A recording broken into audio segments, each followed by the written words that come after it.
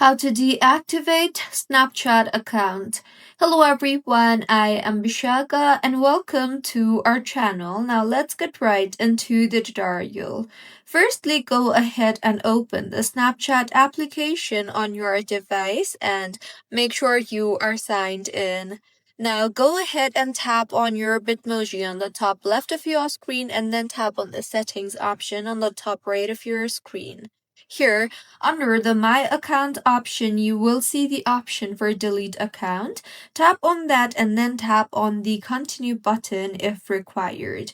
Now, in the interface that you will be led to, you will be required to enter your password if you want to confirm the deactivation and finally tap on the Continue button. With this, your account will be deactivated and friends will not be able to contact you on Snapchat anymore. Just in case if you deactivate your account for more than 30 days, then your account will be deleted. After that and before that, it will just be deactivated. So this is how you can deactivate Snapchat account. If you find this tutorial helpful, please like the video and do comment if you have any queries.